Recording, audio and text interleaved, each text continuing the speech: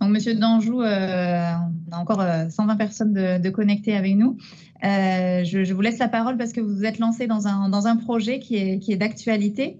Je vous laisse le présenter à nos participants et on reprend les questions après. Parfait. Bonjour, Xavier Danjou. Donc, je dirige une entreprise dans le domaine de l'agroalimentaire à Perpignan, à Cabestany très précisément.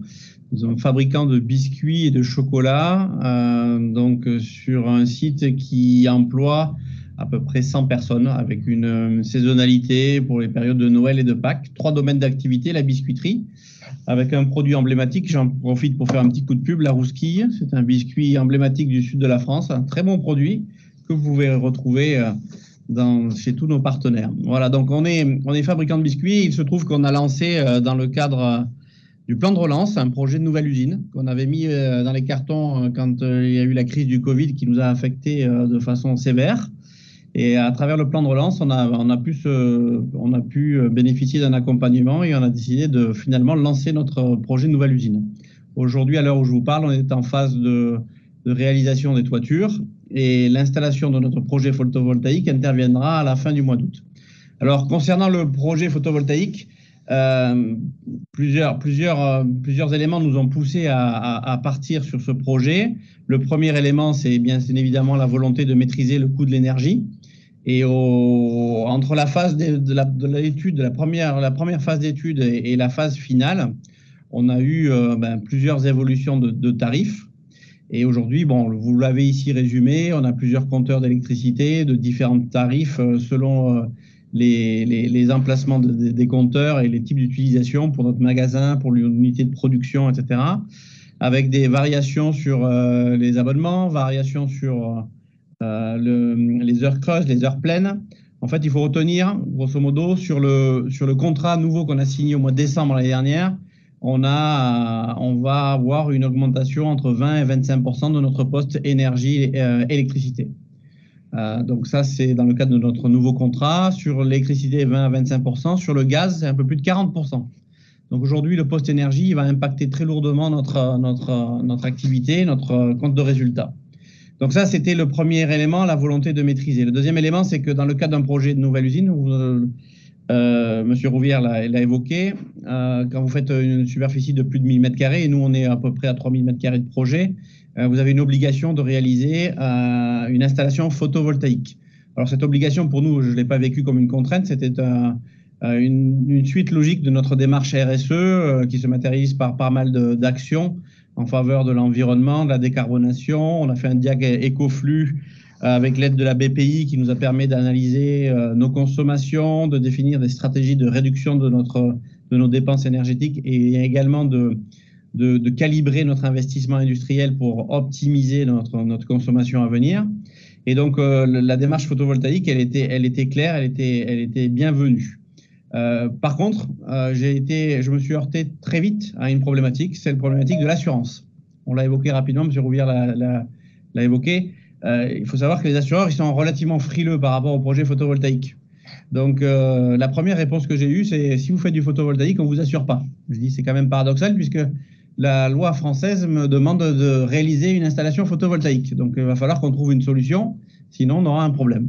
Donc, pour trouver cette solution, et étant donné que l'architecte que j'avais choisi n'était pas forcément un spécialiste du photovoltaïque, j'ai fait appel, parce que je suis dans une démarche locale, de travail avec des acteurs locaux. J'ai contacté donc une société locale qui nous a aidés à définir, alors je vais la citer, c'est Texol.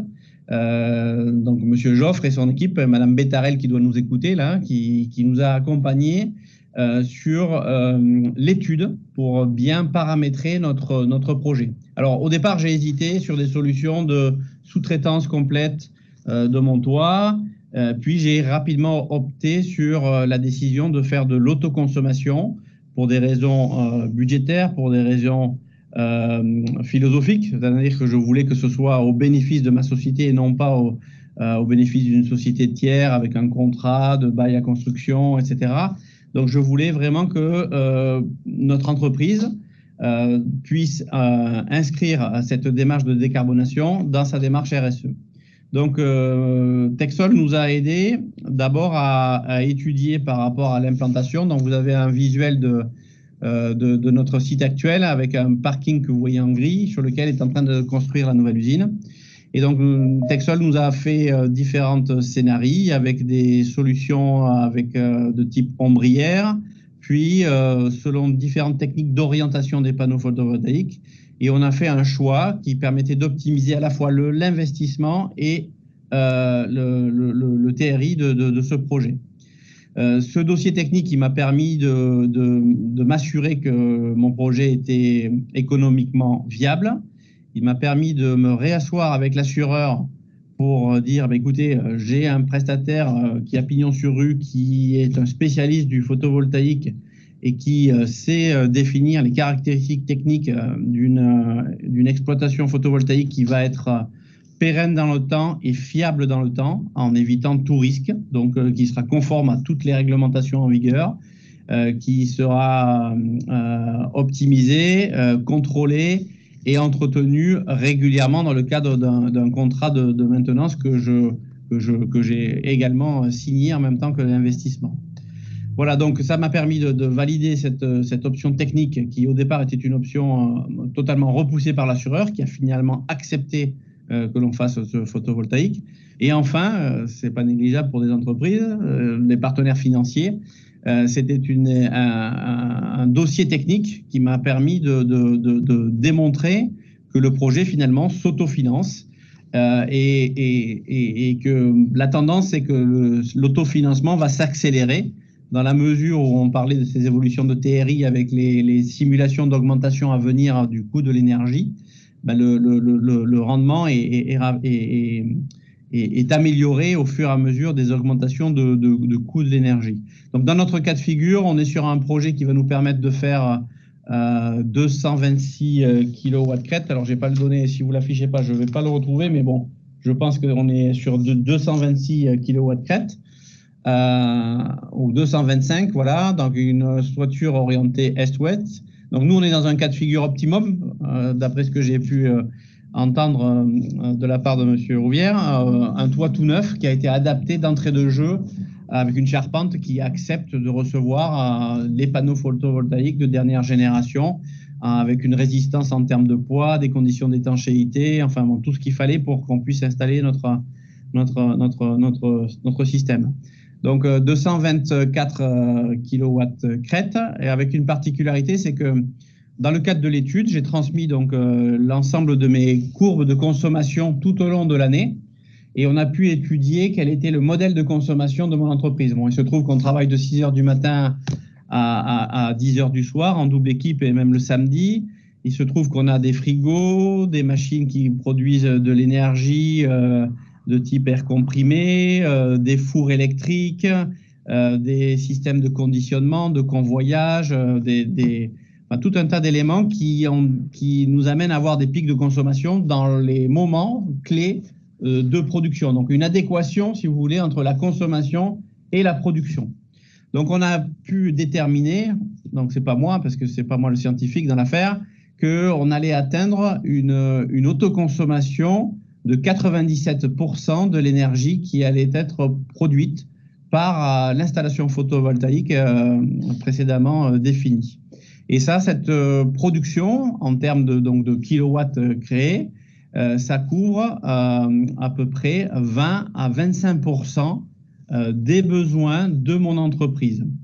Alors là, j'espère que j'aurai le double effet qui se coule, c'est-à-dire que si les prix continuent à augmenter, mon économie sera d'autant plus grande. Le problème restera entier en termes de dépenses, donc il faudra trouver encore d'autres solutions.